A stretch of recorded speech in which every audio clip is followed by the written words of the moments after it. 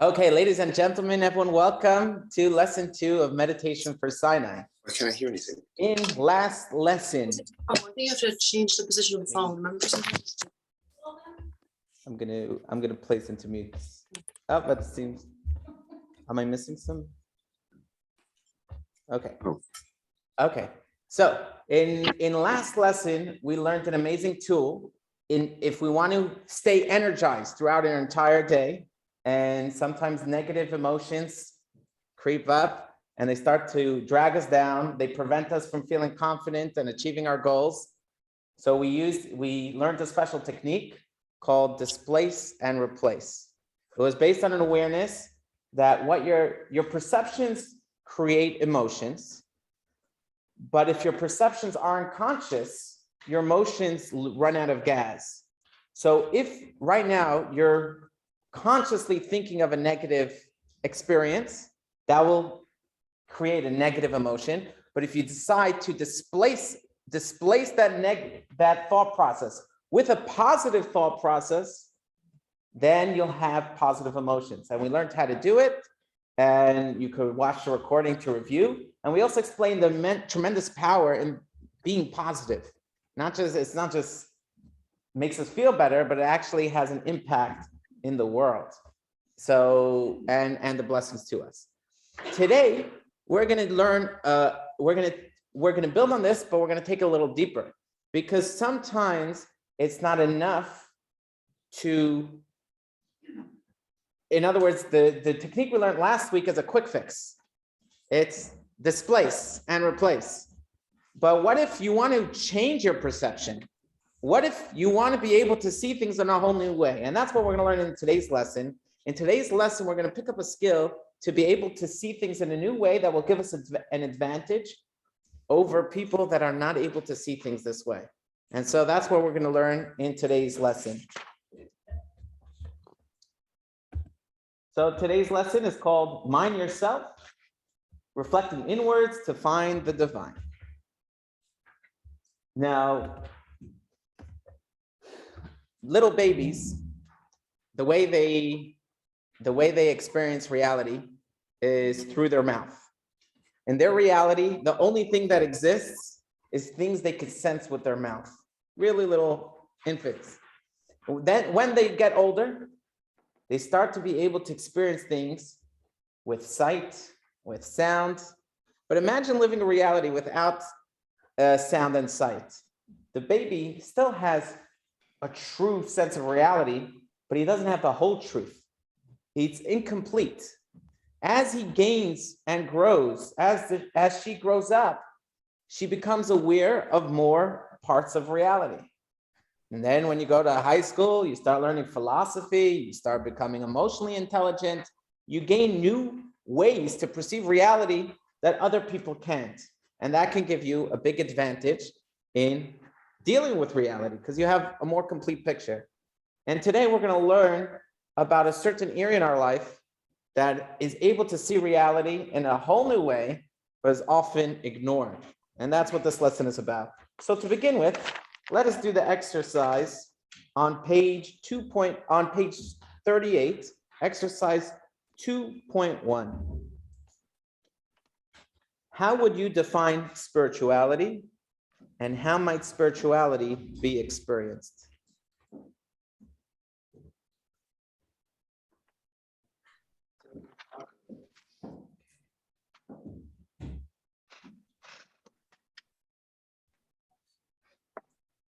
We're going to ask for 2 volunteers who want to share how they would define spirituality.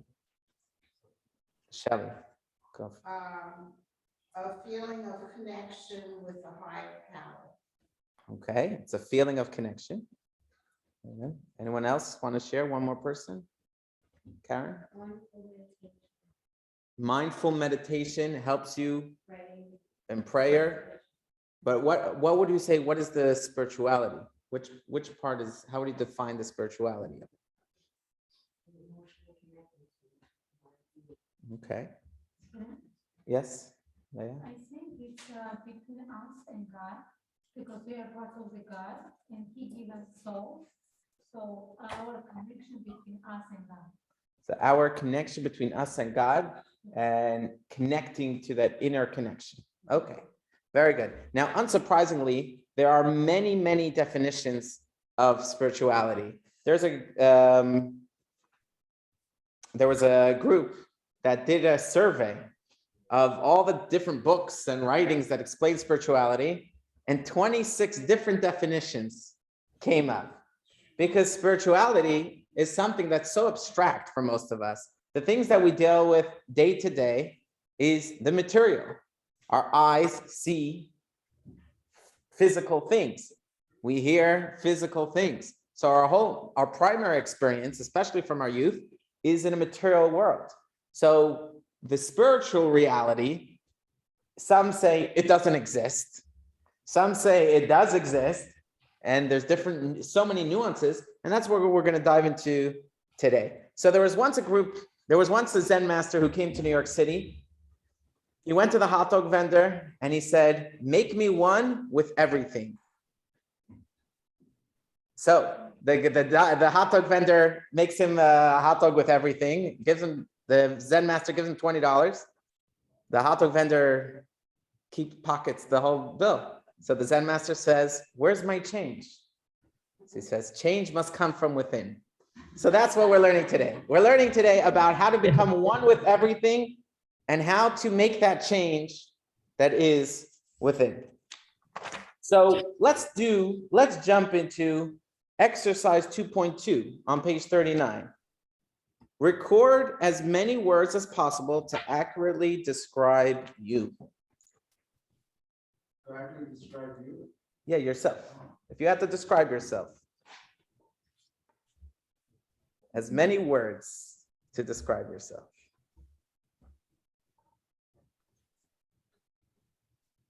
And we're going to give a minute for this.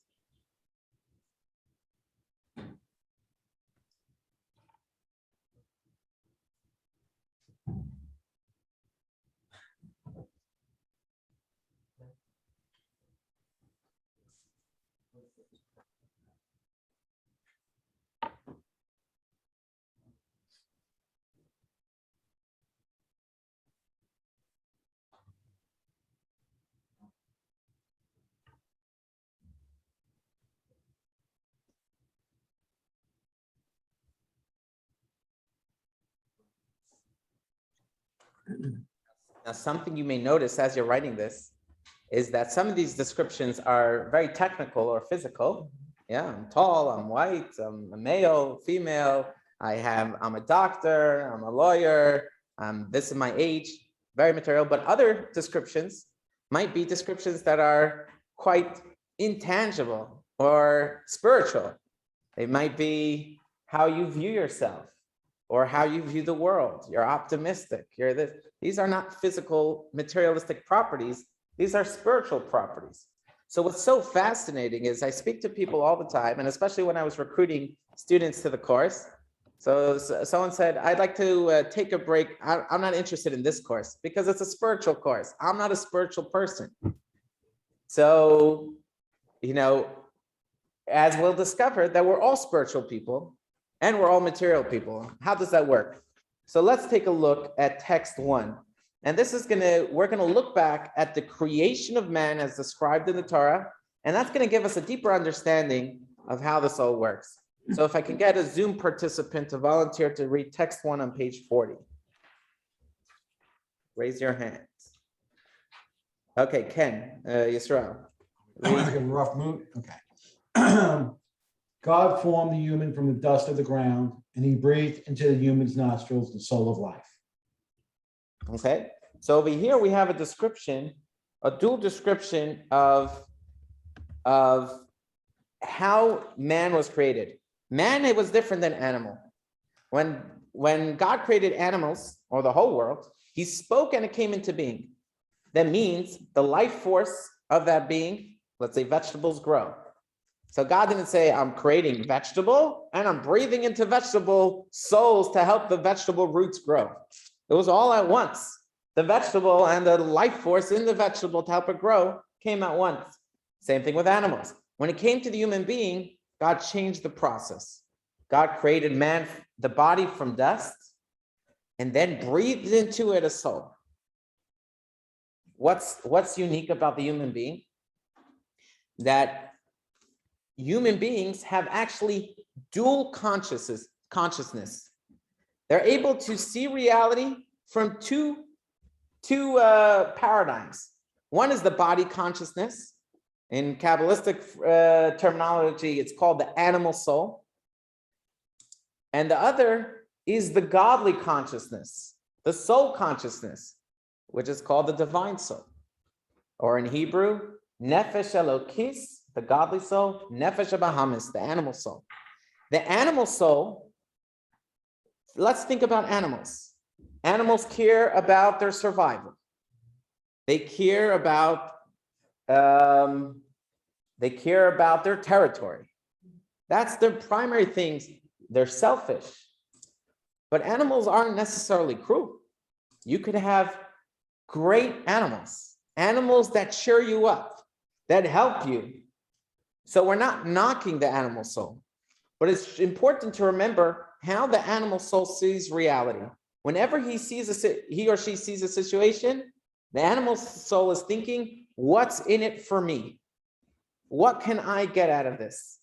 And ultimately, that makes the animal soul very short-sighted and is always worrying. Because it'll never have enough, and it's always trying to prop up its existence. The godly soul of the human being is never asking what's in it for me. The godly soul is always asking, what can I do to return? Originally, I was breathed from my creator. What can I do to restore that initial state where I was one with the creator? And so we have these dual consciousness. By default, when we're born, we don't have access to the soul consciousness. When we're born, we only have access to the body consciousness. So until our bar and bat mitzvah, the body consciousness has an edge. And that's one of the reasons that we're not obligated in mitzvahs, because we're only dealing with reality through the animal soul consciousness, through the body consciousness. And that makes us materialistic and see materialism as real, as the most important, see things on a surface level. But then we have the godly soul that is has another way of seeing it. So let's read text 2. In text 2, this is from the morning prayers. We read this text, my God, or let me read in the Hebrew because it's so beautiful. Elokai neshama shenasata bi tahorahi. My God, the soul you have placed within me is pure. Ata varasa, ata yitzarta, ata defachta bi. You created it, you formed it, you breathed it into me. So this is the soul that each and every one of us have, but we may never use it. We could constantly be using our bodily consciousness and decide to ignore our soul consciousness, which means sometimes someone might come to a rabbi with a question, and the rabbi won't have an answer. And the reason the rabbi doesn't have the answer is because the question is coming from an animal soul question. And the animal soul question is asking the wrong question. Sometimes you have to ask a different question. So for example, you can come to a rabbi and say, why does everything happen to me? There might not be an answer to that. How can a rabbi know the answer to that? But if you come to the rabbi, what am I needed for? What should I do in this situation? That's a soul consciousness question.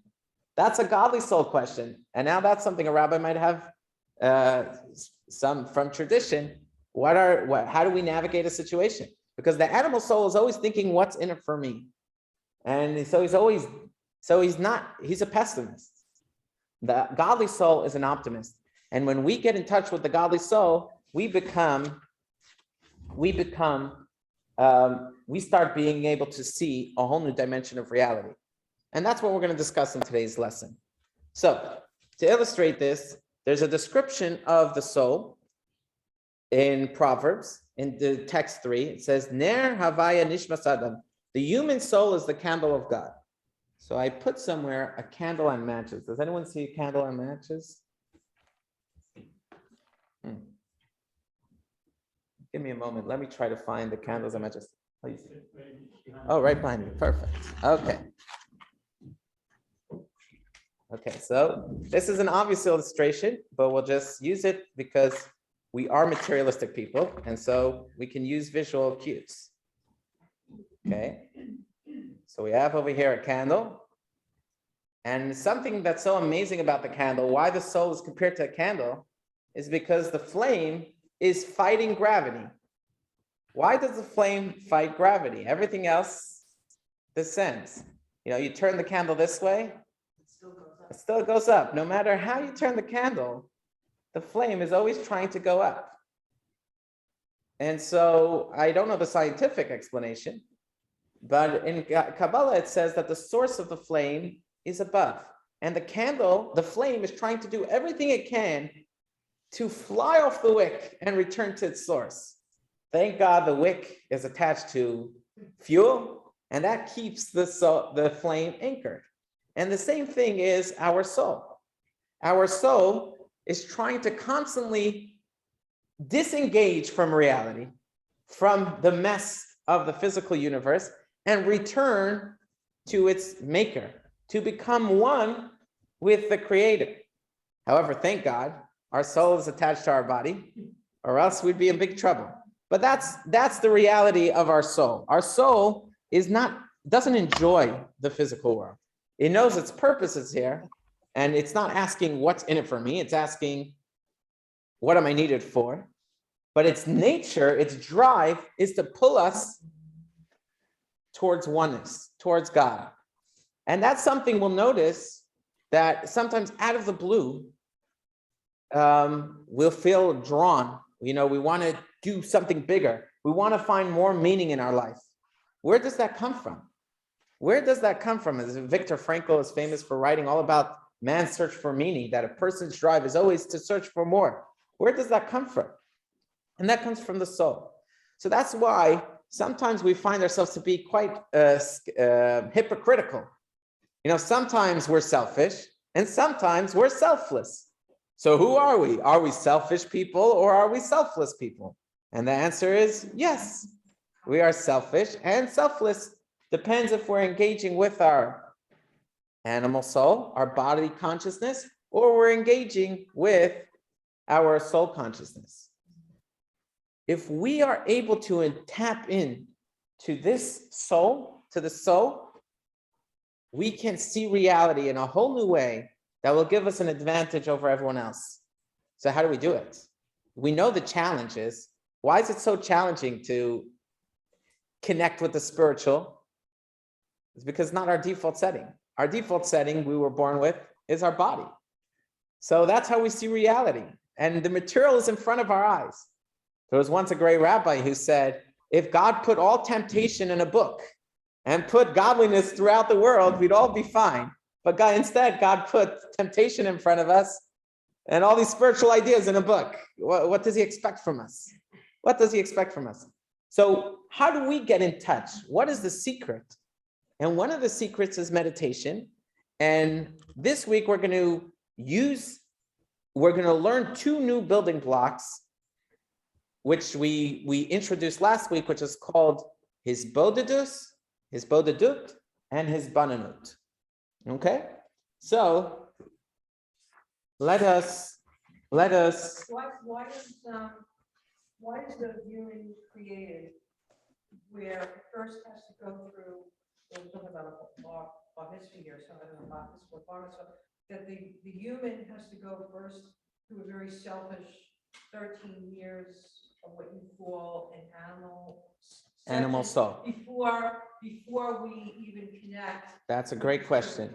So first of all, I made it black and white, but it's actually the soul is constantly entering at different stages. So when the baby gets their name at the Shabbos Kiddush for a girl or at the bris, more of their soul enters the body, more of the soul consciousness enters at different phases, at different growths, it's entering more and more. So it's not sudden, it's gradual. And it enters more when you get married. Different stages in your life, you become more in touch with the godly soul. Second of all, the reason that God gave it to us first is because at the end of the day, we do want to train our animal soul to be a good animal.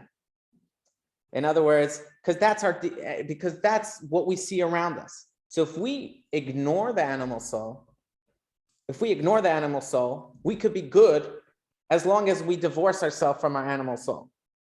But that's not real life. Real life, we have both. We have the godly soul and the animal soul. So while we're with our parents, it's the time that our parents help us develop our animal soul to be well behaved and to be a mensch, to act properly. But then it becomes time for ourselves to become our own parents, to start making the switch between, okay, am I going to engage with reality only with my animal soul, or am I also going to engage with my godly soul?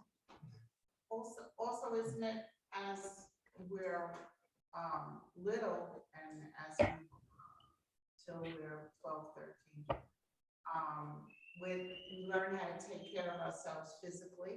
So our parents provide food for us, but we might learn how to provide food for ourselves, how to care for our hygiene and physical. That's right. Any questions from our online students before we move on? Okay, so there's two methods. How do we get engaged with the soul? There's two techniques, and I'll explain them briefly, and then we'll do the deep dive. One technique is spirituality by subtraction. Basically, you quiet the bodily senses to such a degree that all that's left to hear is the sound of the godly soul. So that's spirituality by subtraction.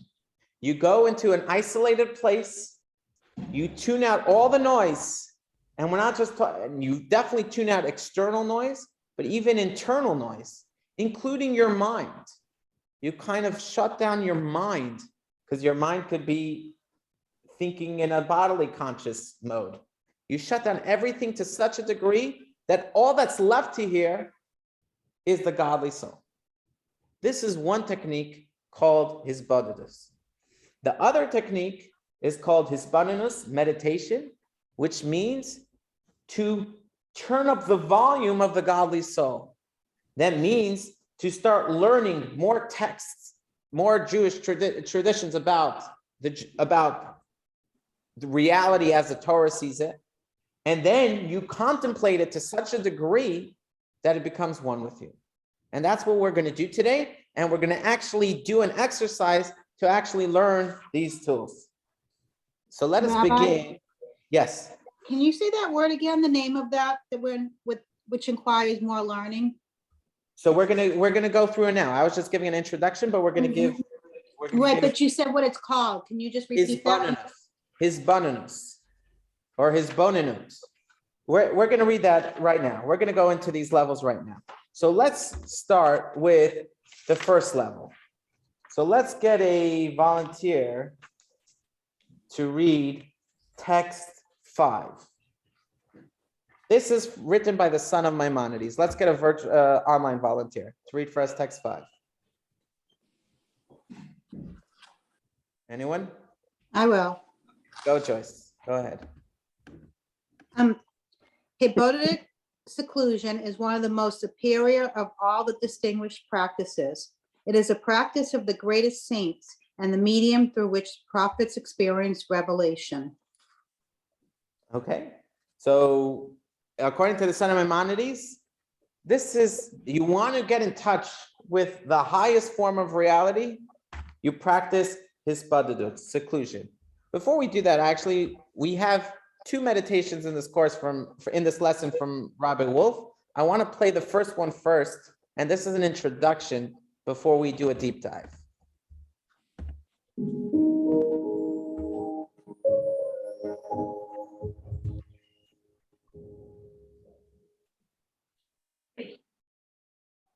We have 2 voices speaking to us from within.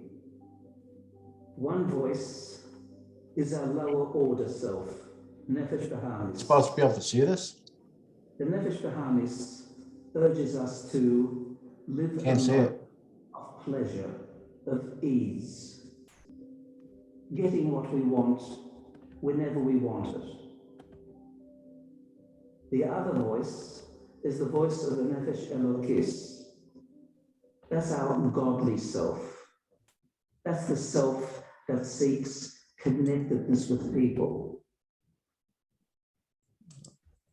I'm realizing that the crowd is probably not seeing the video. Is the virtual Correct. student seeing the video? No. Okay, so we're gonna start it again. Yes, we see it. I Rabbi. see it, but I Yes, don't I hear see it it. well.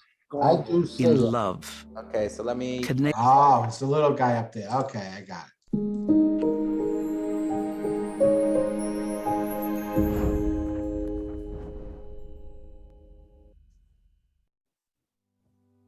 We have two voices speaking to us from within.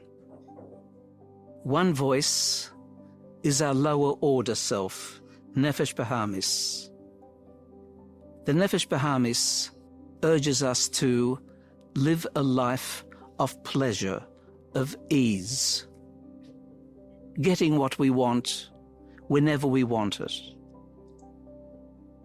The other voice is the voice of the Nefesh Elokis. That's our godly self.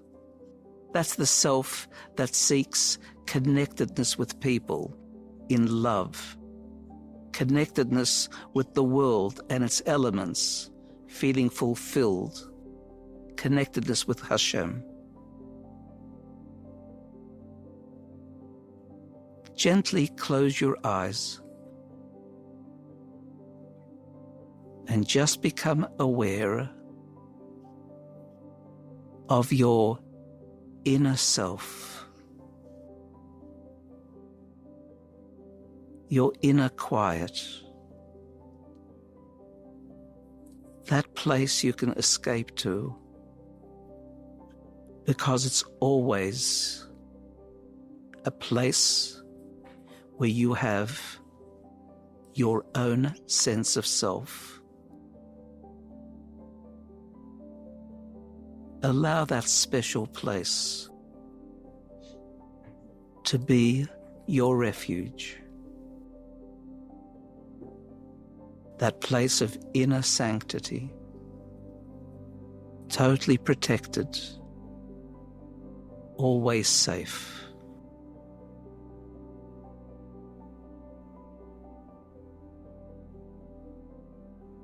As you step out of that space, become aware of your two inner voices. Listen to the voice of the Nefesh Bahamis. Note what it tells you. It says, you're insecure in this world. You need to shore yourself up. You need more and more and more. Otherwise, you're unsafe. Build walls around you. Wealth. Create superficial pleasures, because life is short. The Nefesh Bahamis is the voice of the ego. Now listen to the truer voice of the Nefesh Elokis, the voice that tells you that everything possesses truth and meaning, that your happiness and joy comes from connecting truly to people, to the world around you, by connecting to the inner selves, the soulful center. The voice that tells you pleasure doesn't come from material acquisition. It comes from the smile of appreciation for having helped someone, for the small gift that you give your grandchild, for the blue sky that you wake up to. In life, choose which voice you are going to listen to. It may be that you don't need to have a battle within, a fight between them. You might even be able to transform the Nefesh Bahamis into an ally, giving its energy the capacity to do the right things. But always allow yourself to recognize that your true voice is the voice of the Nefesh Elokis. In so doing, your life will be replete with happiness and fulfillment.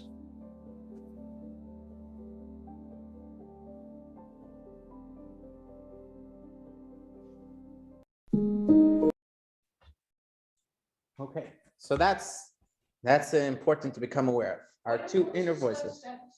Which would make you help feel complete? Your Nefesh Elokis, your soul consciousness, your godly soul. But he said never. He mentioned two nefesh. Nefesh means the soul, but there's the animal soul and there's the godly soul. And the animal soul is called what? Nefesh Bahamis. Okay. Any questions before we move on? Okay.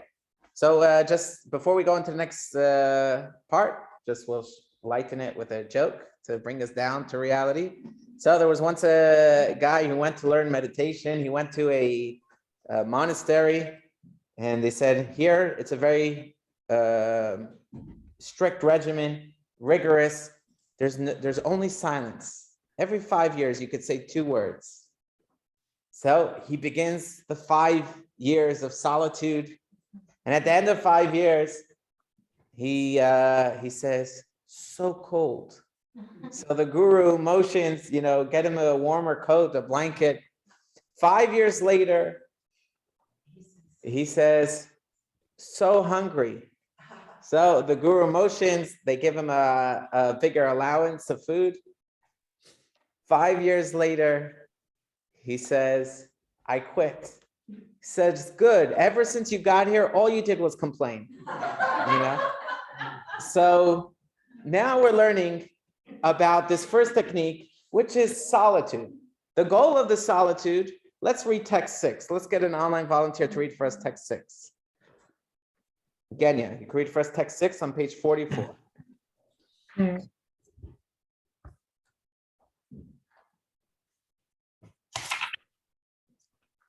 It is recorded in many of the works of the medieval rabbis that seclusion, hitpodedut, separation from everything mundane, preshut, and devotional clinging, dveikut, were practiced by the pious Jews. This is to say that when they were alone, they would empty their minds of all worldly concerns and connect their minds with the master of all existence. The famed Kabbalist, the Arizal, taught that this practice is far more beneficial for the soul than study, but that every person should practice this seclusion meditation according to their ability, either once a week, once a fortnight, or at the very least, once a month. Okay, so we should engage in this practice of quieting out the noise, and we're talking about external noise and internal noise, to just listen to what the soul has to say, to what our inner soul has to say. That explains one of the reasons why when we say the Shema, we cover our eyes. Why are we covering our eyes? That's to block out the outer noise and to be able to more easily focus to what the soul wants to say, right? That's also, okay. Let's read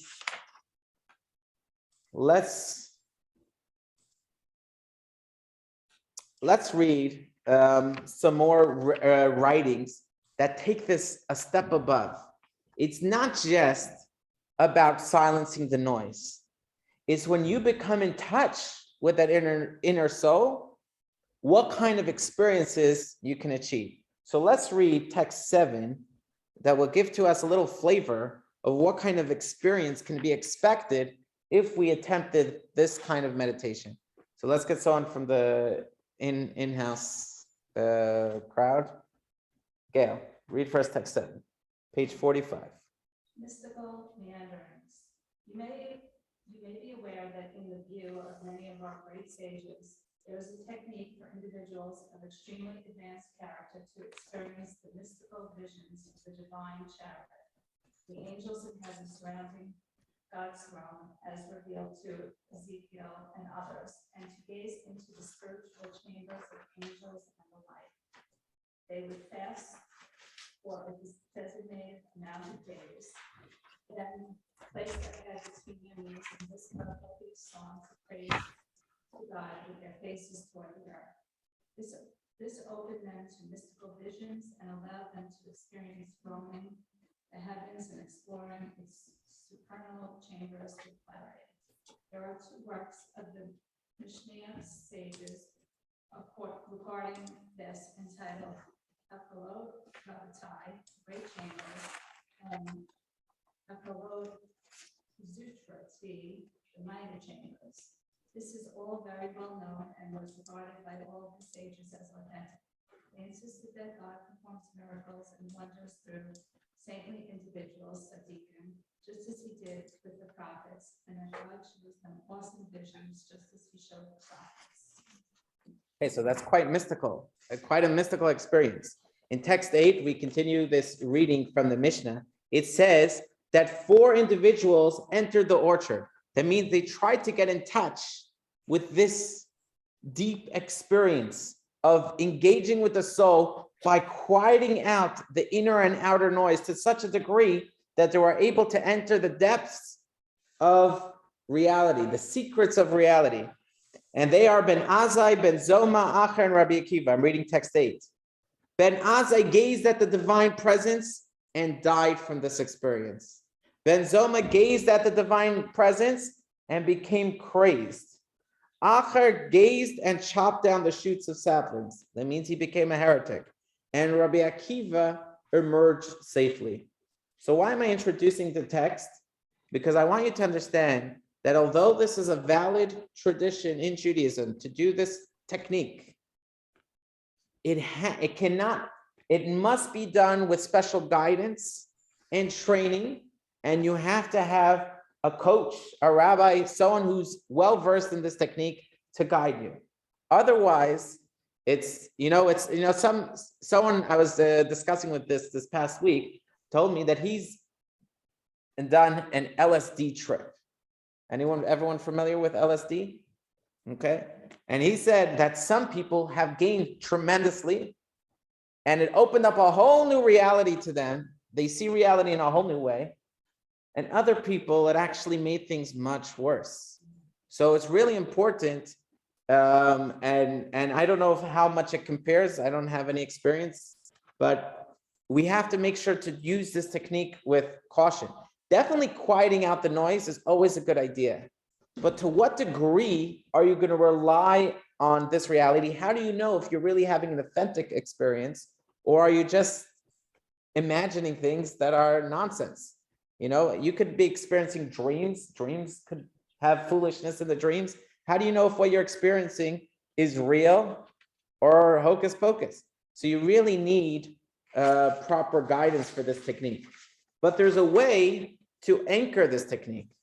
In other words, you start off with silencing out all the noise, but then you add the next element, which is the element we're introducing, which is discovering spirituality by becoming aware of it and by contemplation.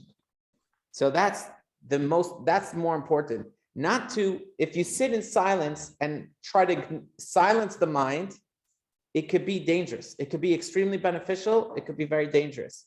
However, if you say, okay, I'm going to spend a few minutes to silence out the noise, and then I'm going to start contemplating these spiritual realities with traditional text, then you're in a much better place. And that process of contemplating through examining Jewish texts and Jewish ideas, that's called Hisbonenus. So everyone take a look at figure 2.1, and this will bring it home for us. So, and this is for Joyce. You were asking me about this. So we have the words, the root word is badad, which means alone or secluded, which is detaching from material engagement.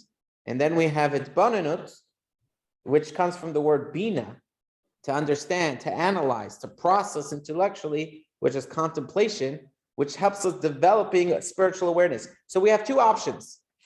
We want to hear something and we can't hear it. Either we could silence all the noise, or we could amp up the volume of the source material, of the thing we're trying to hear. And that's the process of Hisbonenut, where we try to amp up the volume. Instead of thinking about materialistic things or a bunch of disconnected things, we start being extremely focused and proactive to analyze spiritual content in a very deep way. Ask questions, delve, engage. And we're going to practice that today. Isn't that great? That's going to be great. Yeah. To be done on your own, Hisbonenut, it can be done, it should be done. In other words, really to find the source material, you might need a starting point. Where you're going to find source material that is authentic. In other words, if the source material is inauthentic, you're going to contemplate foolishness. So you have to find authentic sources. But once you found the authentic source, and as a Chabad person, I have my opinions.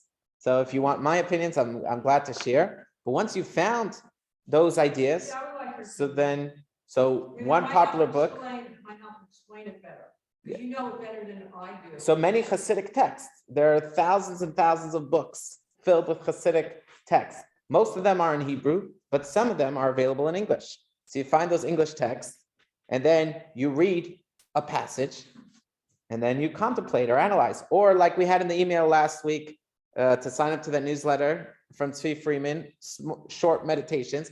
So he has like 5 lines, but you could sit and process and analyze. And we're gonna flesh this out so it's real, because right now everything's in the abstract. So we're gonna flesh this out. So here's another joke. What did one mindful meditator say to the other mindful meditator? Nothing. Are you not thinking what I'm not thinking? Right? So let's try the Hisbonenut. So first we'll read a few descriptions from the sources on what Hisbonenut is all about. So let's get a volunteer to read for us text 9 and text 10. Bruce, can you read for us text 9, page 49 in the student book? Sure. A central foundation of this study of mysticism is to repeatedly spend considerable time in deep contemplation on the subject matter being studied. This is the practice that is referred to as Hitbonenut, which means to firmly visualize the concept and to analyze it deeply. Okay, let's get a volunteer also online for text 10. Adam, can you read for us text 10? Yep. You shall take it to heart. This is a positive commandment to know God. We are enjoined to investigate and develop an appreciation of God's unity, not rely solely on received tradition. However, since the spiritual understanding of the divine is abstract and not easily understood, the verse emphasizes that we must take it to heart. The Hebrew term for take it in this verse more literally means return it, indicating that we must repeatedly contemplate the concept until it settles in our mind. The term take to heart always refers to a matter that requires profound concentration and extra focused thinking. Okay, so now thank you, Adam. So what we're doing here is naturally we're more in touch with our bodily consciousness. And what you do through Hisbonenut is you start changing your perception and start changing the questions that you ask about life. And you do that through a deep physical exercise. The first time you do it, after 10 minutes, you're exhausted. You're wiped out. There's so much incomprehension, the opposite of clarity. You just get stuck and very little glimmers of light come through because you're so detached from the information that you're just left almost in darkness. But as you train yourself over time, that you start connecting more deeply to the ideas, you start trying to figure out how to explain it to yourself in an intelligible way. So one of the ideas, if you studied a text, you could study a Hasidic text and you could read it, and then you could spend an hour on meditation and processing it, and you say, I think I get it. But I had a rabbi who told me, how you really understand it? If you could explain it to a 5-year-old. If you explain the idea to a 5-year-old, then you really learned how to process that idea in a language that the animal soul understands. And that's the goal. You want to be able to understand it to such a degree that you have a language to express it in. So let's start the Hispanianus exercise. What we're going to do is we're going to study a Hasidic text, then we're going to analyze the Hasidic text, and then we're going to meditate on the Hasidic text. So we have 3 parts here. This is getting rare. So hold on to your seats. This is something that is not for the faint of heart, but I think What was the word you used? Getting ready, you said? we're going to read the text, then we're going to analyze the text, and then we're going to meditate on the text. And so we're going to do a ground truthing. We're going to do actual experience to see what it looks like, this Hispanianus process. So let's start with a text, and we could have used any text for this exercise, but we're using a text that's pretty similar to the ideas that we already introduced in this lesson already, so it shouldn't be something that's way out there. So the text that we have for us is text 13 on page 54. So I invite you all to read it for yourself, but I'm going to read it out loud. But I want you to, or maybe we could get a volunteer to read it, actually. That might be better. It's a little long, but let's get Stan. You want to read for us text 13? Sure, no problem. Everything that exists is comprised of a physical form and a spiritual. Divine energy that creates and animates the entity's physical existence. This is clearly demonstrable in animals and humans. They have an animating spirit. If the spirit were to leave their body, the body would no longer be classified as alive, and the body would begin to decompose and turn to dust. That is because the very existence of the body hinges upon the spiritual energy that animates it. The same is true of vegetation. It also possesses an animating spirit. Even inanimate objects possess some sort of energizing spirit that keeps them in existence and prevents their disappearance.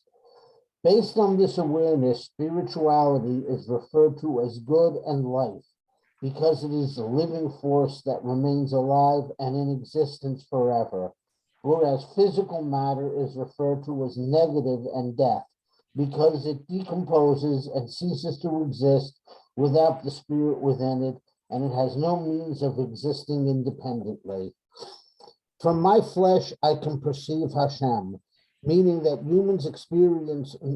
the human experience informs our understanding of Hashem.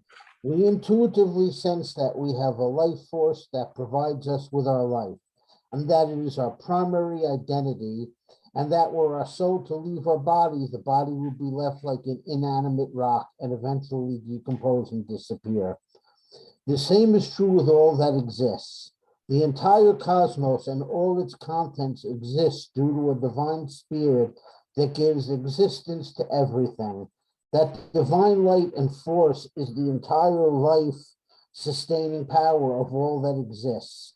If it departs, all existence will revert to an absolute nothingness.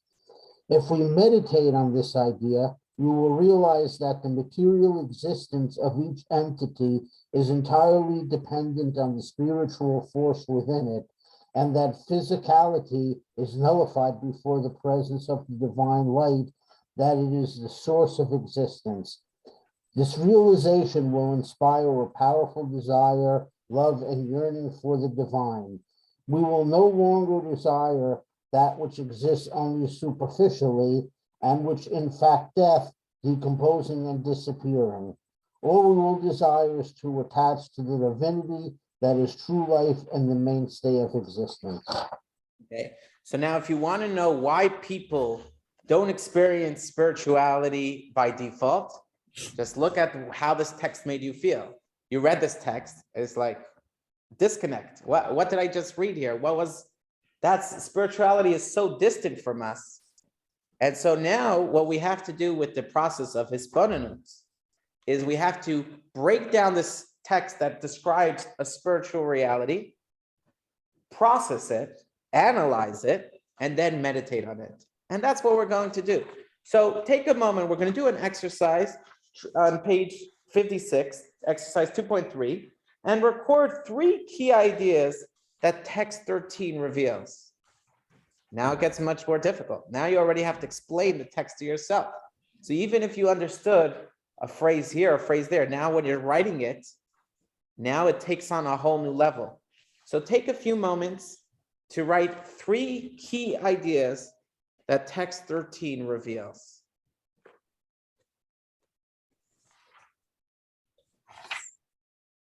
This is a hint to what we studied in yeshiva. Before prayers, 7:30 till 8:30 in the morning, we would study a text, and then we would go through this process. So this was a daily exercise that we did.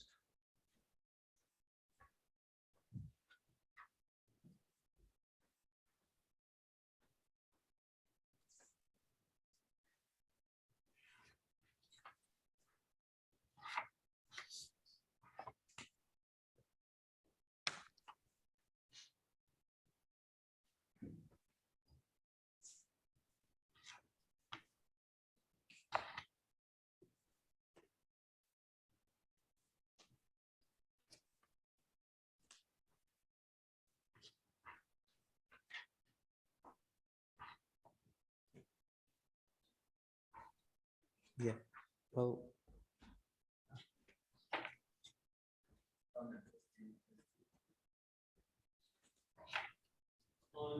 Okay, so there's really no right way to slice this, but I'm going to present one way. So one way to slice this is key idea number 1 is that everything in this world has a soul. A person has a soul. An animal has a soul. Your iPhone has a soul. Food has a soul. Okay, this is key idea number 1. We're going to have to analyze this, but this is key idea number 1. Idea number 2 is that soul is the source of its life. The soul of the iPhone is what makes it an iPhone. The soul of the bread is what makes it bread. The soul of us is what makes us us. And therefore, since it's the life force of us, we get to key idea number 3. We should value our soul more than the body of the thing. So we should value the soul of our phone, or the soul of the bread, or the soul of the animal, or the soul of the vegetable, the carrot, or whatever, more than the thing. We should value the soul of the world more than the body of the world. So let's process this. Let's bring this into language that our animal soul can understand. Our regular day-to-day mind can understand this. So that's what the next exercise is all about. And this should be pretty easy and intuitive to understand. But once we give it this language, everything will start becoming so much clearer. So let's do exercise 2.4. Identify the body and soul of the following scenarios. Dinner with a spouse or close friend. Can you describe what's the body of the dinner with good company and what's the soul?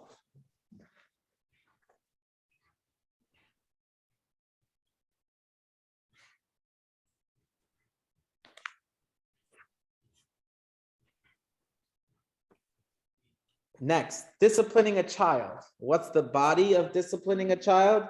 And what is the soul of disciplining a child? Exercising at a gym. What's the body of exercising at a gym? What's the soul of exercising at a gym? Shaking hands on a deal. What's the body and what's the soul?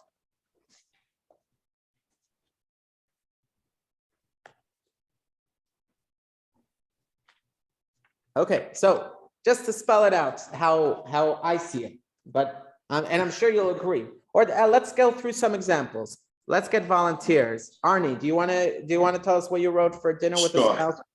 I didn't write it, but I'll tell you what I'm thinking. Mhm. Okay, so dinner with a spouse, I'd say would just be the food, the meal itself. But the dinner with, I'm saying dinner with the spouse or a close friend could just be the meal, but the soul side of it could just be the conversation and bringing two people together. Very good.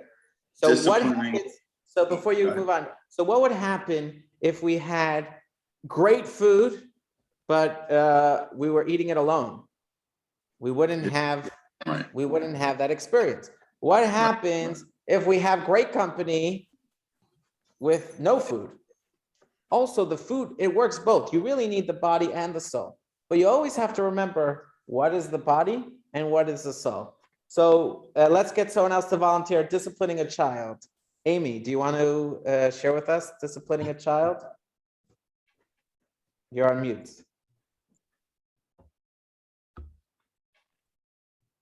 I wrote that the body of the discipline was like telling the child a rule or a mandate. And I wrote that the soul was teaching the child, caring that the child understands the lesson. Right. And another way of describing this is the disciplining of a child. The body is the technique, exactly what you do. You put him in his room, you put him in the corner, whatever the actual mode of how you're disciplining him. The soul is what your goal is. What's the purpose? You're trying to make a mensch, right? You're trying to help him to grow, to be a man, to have tools that he can use for the rest of his life. If you're going to do the body of it without the soul, that's a disaster. You're just going to harm the kid. But if there's soul here, then it could be beneficial. So you could have the same action, but if it's missing the soul, that action could actually be more damaging than beneficial. Let's go through another example. Exercising at the gym. So the body is working out, exercise, but the soul is the health benefits and the nutrition that it's going to bring to you.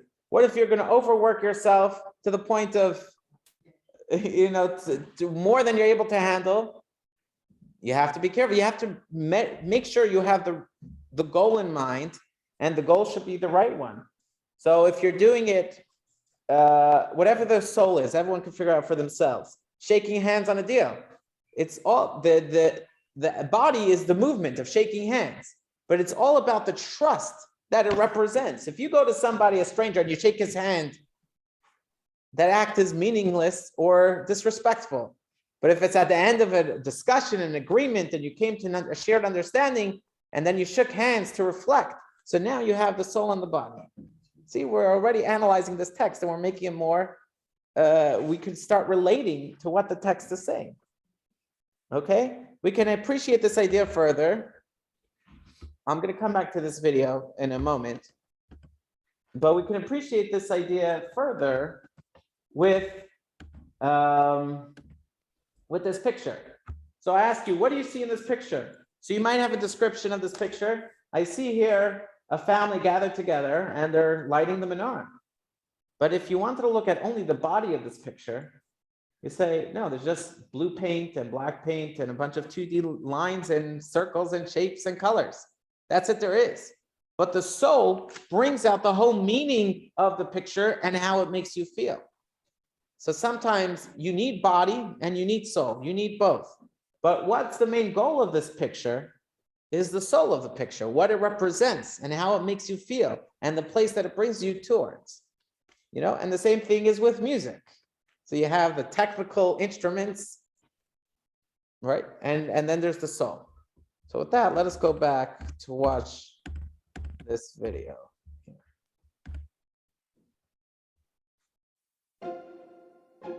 Mommy, can I share something? But promise you won't get upset. Of course. I'm not sure I really believe in electricity. Why, my love? Well, where is he? Electricity is the source and the life of our lives. He's beyond us and he's also within us. But I don't feel him in my life. Honey, he isn't in your life. He is your life. And my life and the life of all. The power of all powers. Electricity is lighting, heating, cooling. You mean electricity is All of us put together? Brilliant question. No, he's I don't not hear the the sum video. total of all powers. He is one, and we are one with him, a part of him. So electricity breaks up into parts? No, we're not a part of him like a slice of pizza. We are partial expressions of him. So we're electricity? Definitely not. Say there's a video Electricity going is already. us, but we're not him. Is the video is not heard? Can you virtual class here see the video? I have the video. So You do have the video. So maybe you have to select the right page of the. He's infinitely greater than us all. He is forever one and only. And yet through each new electrical device, another limited aspect of electricity is born into the world. You just believe that? I know that. It's self-evident. Honey, as you get to know yourself, it becomes ever more obvious that you are part of a greater self. But religion is such a turnoff. Look at Freddie. He's an atheist and he's so cool. Freddie's a fridge. Whether he believes it or not, he's cool only because of electricity. If we're anyways part of electricity, then what difference does it make if I believe or not? Will electricity punish me? Will he blow my fuse? We are not punished for our disbeliefs, but by our disbeliefs. When we deny electricity and go against his will, we are really going against what we truly want deep inside. Service is not oppression, but self-expression. Is that why Kobe the cook machine had a sign on him that said out of service? Uh-huh. Mommy, what happens to us when we die? Is there light after death? We never die. We just get unplugged and return back to electricity. Huh? Sweetheart, we're not lamps. That's just our bodies. We're light. We come from electricity, and to him we return. Well, what about bad guys? They do evil, but in essence they're not evil. They're just really confused and do bad because they think, this is my power and my strength and I can do what I please. Well, what happens to them when they die? You mean unplugged? Oh yeah. Evildoers are in for a big shock.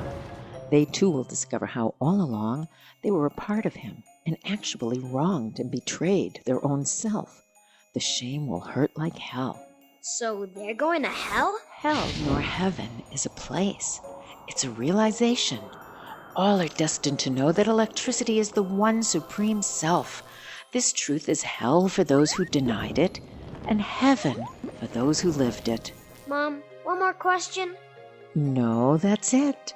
This really isn't light bedtime conversation. But I'm so turned on. It's time to get some sleep. Good night, my bright boy.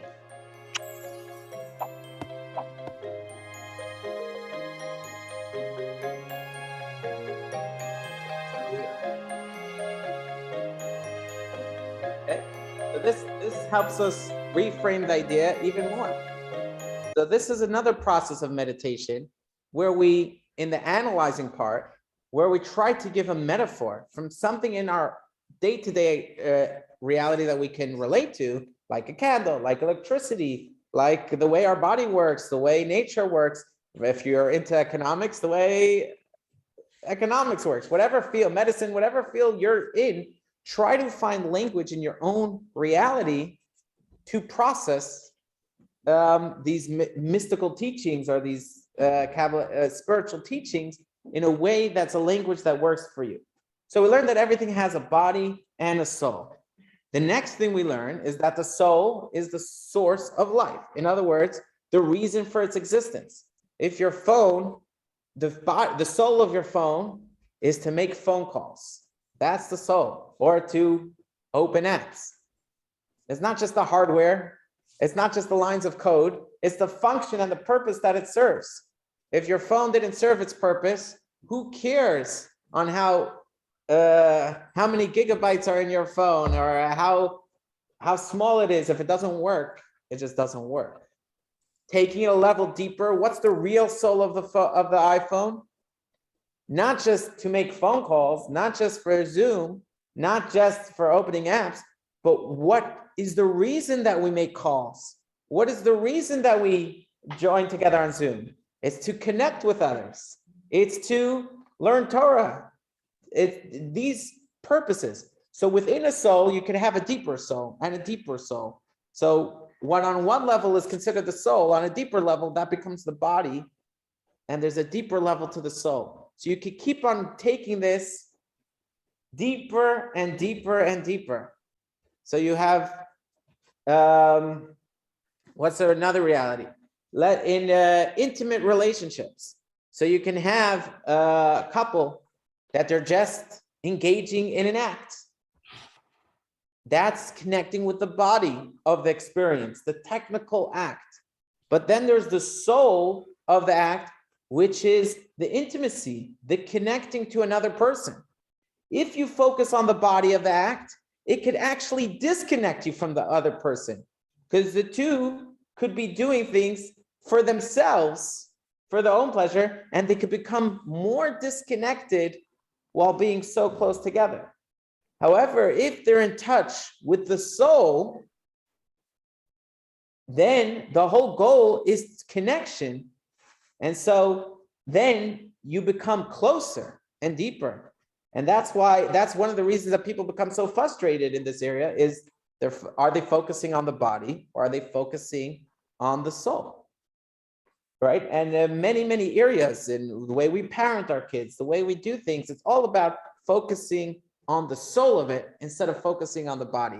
When we're eating food, if we focus on just the taste and the pleasure, that is short-sighted and it's not going to take us very far.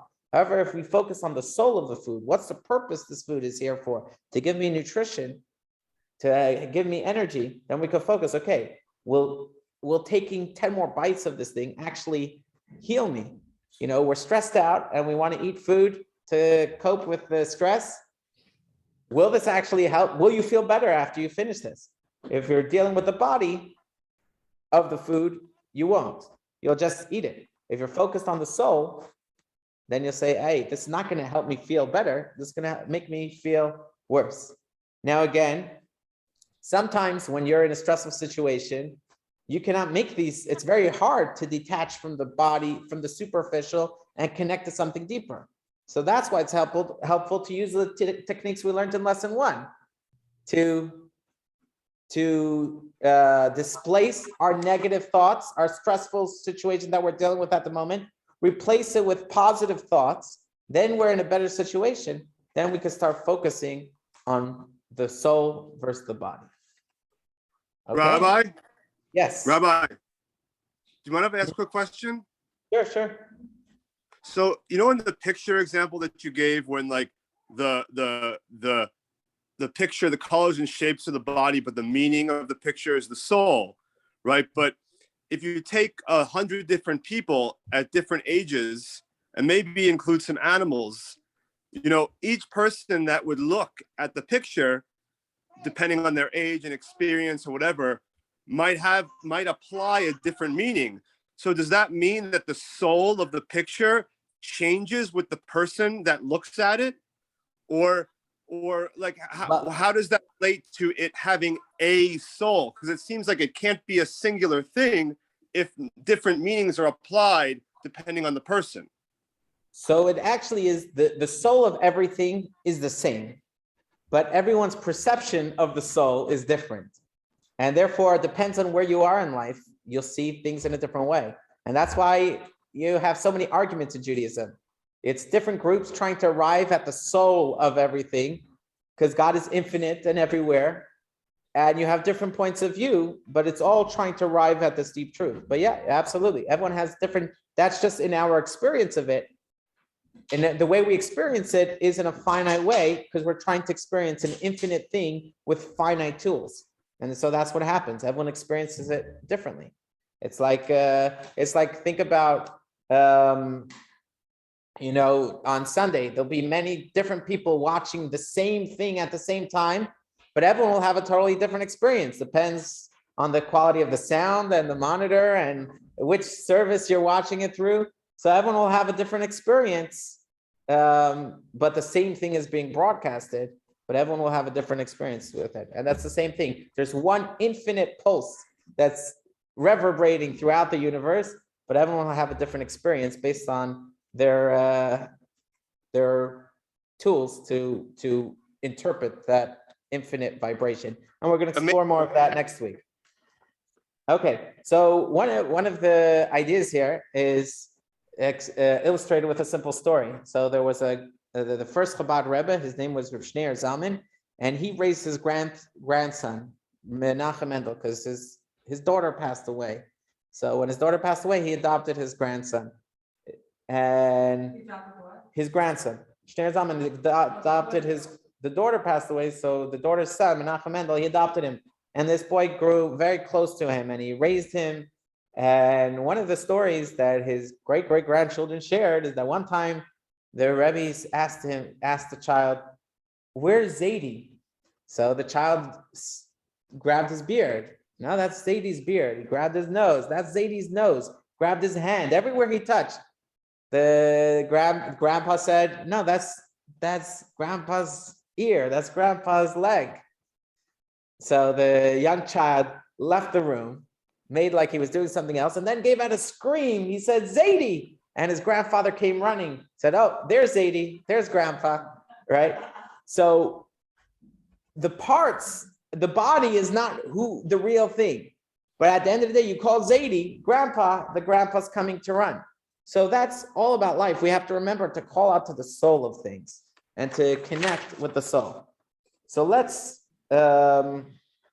so now that we recognize that the soul is so important and so valuable, so the next point the text was making was, so start valuing soul things. Stop valuing bodily things. Because bodily things are not the roots. They're just the way it expresses itself. So don't get too caught up. So one of the interesting things that you'll find in Chabad synagogues, there's a big debate about synagogues, how they should be designed. One opinion is that they should be the most beautiful building in the city. They should be gorgeous. They should be stunning. And the other opinion says they should actually be bare, empty, no furniture, no elaborate, intricate designs. Because one opinion says, well, you save the best for God. So you want your shul should be nicer than people's bathrooms, definitely. People's kitchens, right? The shul should be beautiful. The other opinion says, but then you could get caught up in all the intricate designs that you're not focusing on the body, on the soul of the shul. You're focused on the body of the shul and on the Kiddush club and the culture and the social, and you forget the whole soul of the shul. And the same thing is through every experience in life. We can forget about the soul when we're educating our children. If we focus on the body, then we want our kids, to have a job, to have a life. So if that's the goal of school, we teach them math, algebra. But if we teach them about the soul of life, which is the values that we give to our children, schools don't teach values. Schools don't teach values. And maybe that's a good thing. Maybe it's a good thing that public schools don't teach values, because who knows which values they'll share. Fine. But the parents have to remember that they should be instilling in their children values, the soul, because the soul is much more important than the body. The way you're going to live your life and lead your life, and the values you're going to lead your life with, is much more important than what career path you take. And those things are superficial. One of the powerful ideas of Jewish law is the section of rules that deal with modesty, which applies to men and to women. And the rules of modesty say that a person should not wear clothing that is too gorgeous or ugly. Because what happens when you wear clothing that's at either extreme? It gets people to start focusing on your clothing instead of focusing on you, on the person behind the clothing. So therefore, you're not allowed to wear ugly clothing. You're not allowed to wear clothing that's over the top. The same thing is in general about wearing clothing. Why do we say in public people should be dressed? Because the body has a special beauty to it that when you're looking at a person who's so beautiful and not covered up, you start focusing on their body and not focusing on the soul of the person, on the real person. Their body is not the real person. The soul of the person is the real person. And so if you're too ostentatious or you walk in a very showy way, people get distracted. You know, my mother shared with me, and maybe someone here has been on that trip, but when last time Chabad and Woodbury did a trip to Israel, one of the places they visited was the Blind Museum. You remember this, Shelley? Okay, I wasn't there. But one of the things in the Blind Museum, the way it works is, and this is how it was described to me, the Blind Museum is completely dark. The whole museum's black. You get a walking stick, I believe. You get a walking stick. You come into the room, it's completely dark, and you're expected to sense reality as a blind person experiences it. And the host and the tour guide is giving you the tour. He says, I'll be your tour guide. And you start hearing noises and you start perceiving things in a whole new dimension that you've never paid attention to. And now you come into a room, is the shuk, is the marketplace, and you have to buy things and you start having to feel things and smell things. You experience a reality in a whole new way. And as they were going through the store, my mother said, you know, the descriptions, the tour guide was so wise and so great and amazing. It says, but then you come to the end of the tour and the lights go on. And then you realize that your tour guide is indeed blind. He is actually that someone who's always blind, but he doesn't look right. He doesn't look right. The looks don't look, his eyes are in the wrong place. He's disfigured, this, that. He says, could you imagine if you met such a person, and you focus just on the body, you'd lose the beauty of this person because you're focused on the superficial and you're not focusing on what's deeper within. And so we always have to make sure to get in touch with the soul of things, and that's real. And now you understand there's a verse in the Torah that says, that we read in text 13, that said, God's telling the Jewish people, I present before you today life and death. Choose life. What kind of statement is that? Who chooses death? Everyone chooses life. But now we understand the deeper understanding. Death are things that are temporary. The body is temporary. The body returns to dust. It's not the core of things. What's the real? The real is the soul. In the video we watched, the bulb and the metal bar, that's the body of the lamp. But the soul of the lamp is the light. The light doesn't disappear. When you unplug, the electricity returns to its source. So soul is eternal. The soul is forever. So God is saying, I present before you things that to you seem enjoyable, seem you should run after, but they're just the body of things. They're just the superficial. So they're really dead. And I present before you things that are life, but you have to dig deeper. So therefore, I ask you, take the time to choose life. Do the work to choose the things that are real and meaningful and deep. And so we're going to conclude with another meditation from Rabbi Leibel Wolf to help us bring this into reality.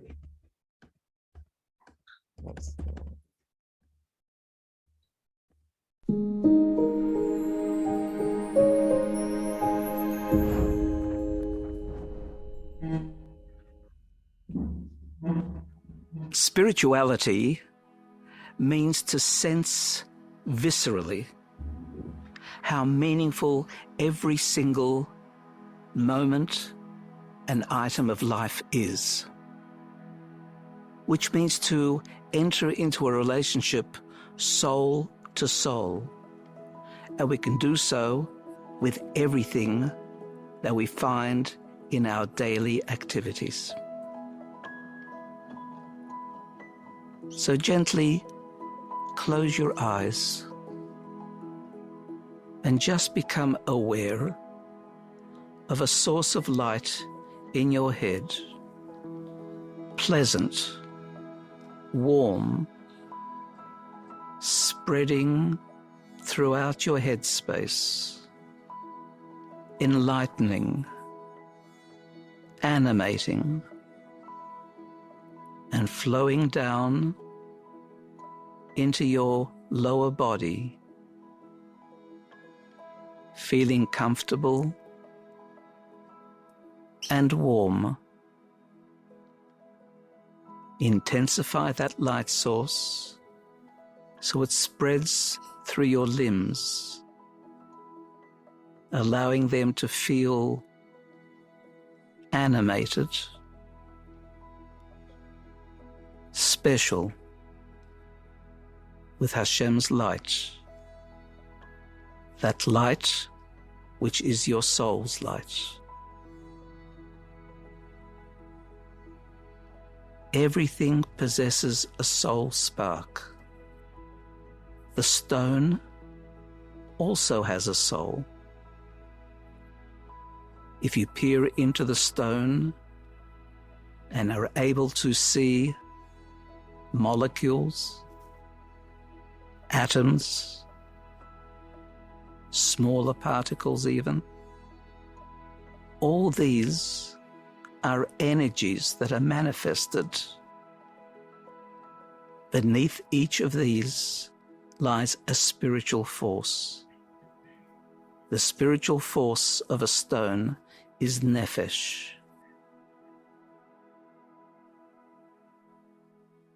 A flower also possesses a soul spark, but it's more developed. It's called ruach,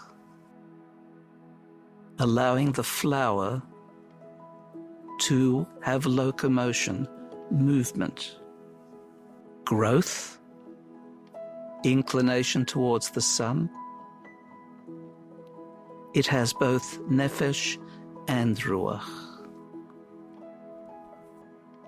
The animal has an even more advanced soul system.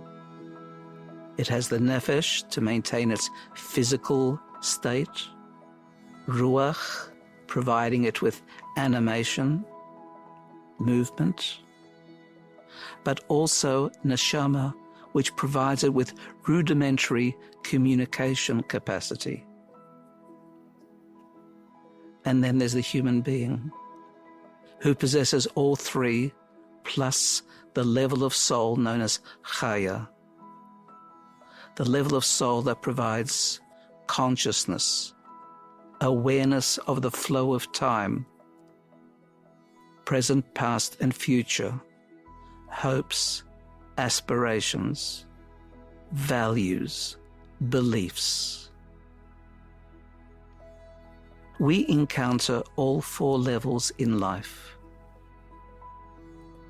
Allow that encounter to be soul to soul, recognizing that everything possesses value, godliness, purpose, and only by relating spiritually to the essence of that soul do we connect meaningfully, live a deep and meaningful life.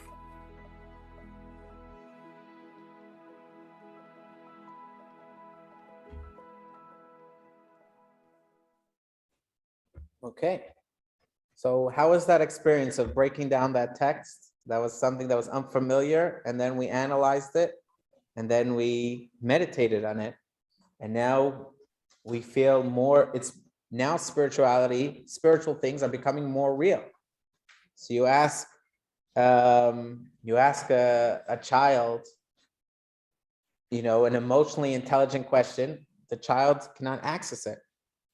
So you ask someone who didn't meditate spiritual questions, it's not real to them. It's something very abstract. But as we meditate, we have a whole new perception of reality. We start seeing things in an entirely new way.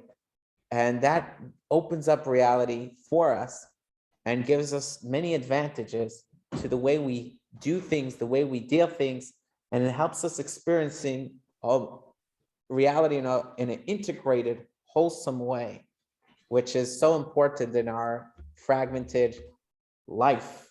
It helps us see everything as one cohesion when we're sleeping.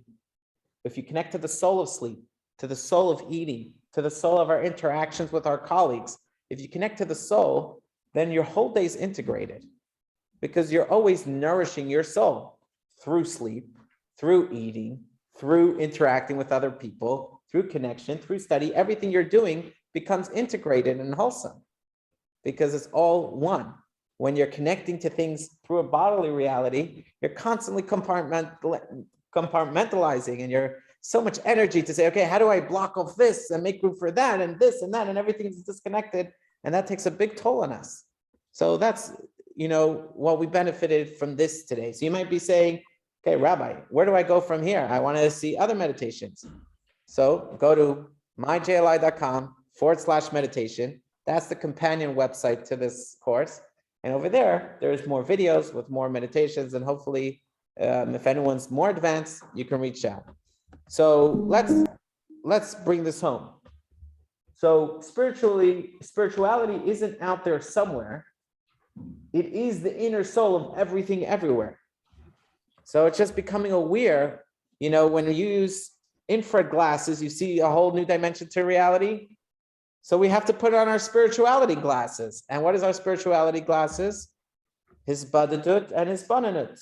Seclusion, subtracting the noise, and meditation, contemplation. With these two tools together, we can see a whole new lens of reality. So how do we practice this? This is the hard part. So we have to meditate regularly, 5 minutes a day. Shabbat is an extra special time for meditation. That's one of the reasons the Shabbat prayer service is so long, is really to help you meditate. It's to help you meditate. This is very common. You used to walk into a synagogue, a Chabad synagogue on Shabbat, 4:00 in the afternoon, and people were still praying the morning service. The Chazan would read, but nobody was with the Chazan. Everyone else was in their own world, so it's quite an experience. Okay. And the next thing is meditate regularly, but another idea is try to process things and put it in your own words. This forces you to analyze things in a different way. Another way to do this is to write your thoughts. When you're forced to write something, then you have to start developing structure and how to order things. It really helps make things real. And your perceptions lead to emotions.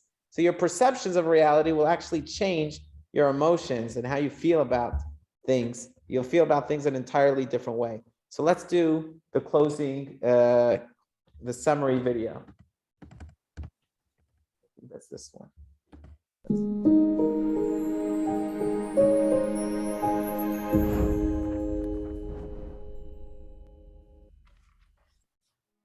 Nope. Spirituality. Wrong video. Let's see if we have.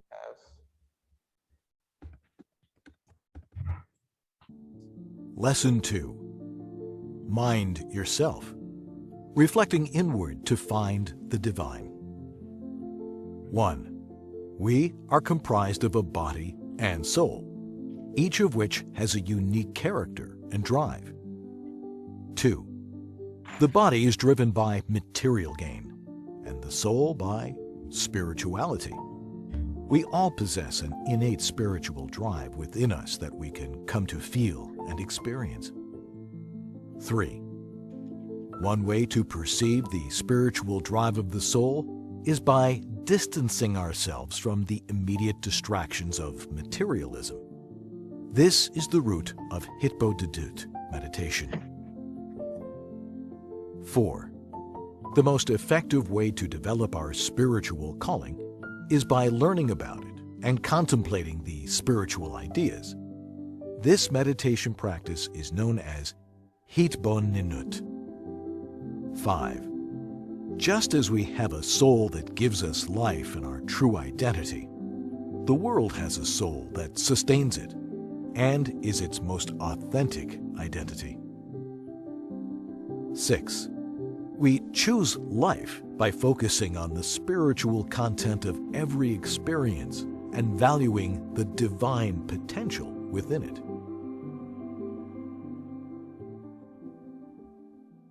Okay.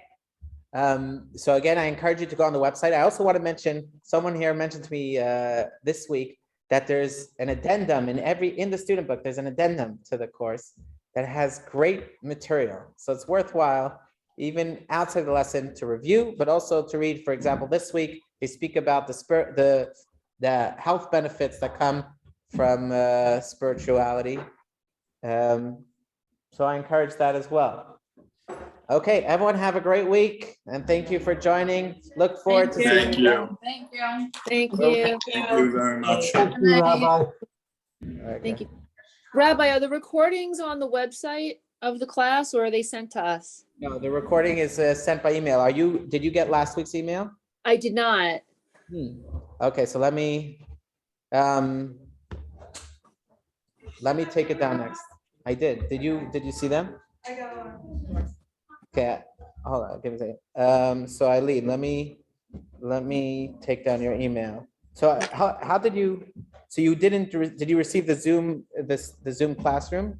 Not for tonight, but I had luckily screenshot the last one, so I was able to just log on. Okay, oh, I'm sorry about that. Okay, so what's your email address? NASKAP24@verizon.net. Let me read that back to you. Hold on. NASKAT 24. P is in Peter. P. Okay, good. 24@verizon.net. Yeah, because unfortunately I got a phone call during one of these parts. I wanted to watch back. So I was like, oh man. So, but it was like one of those calls I had to take. Firefox, very good. Okay, all right. great. Thank you so much. My pleasure. Okay, see you next week. But you're not receiving them. You're definitely in the list of people receiving it, but maybe. Thank you. Yeah, they made it much lighter. I don't know. I'm getting used to it. It's very good. Okay. I'll tell them.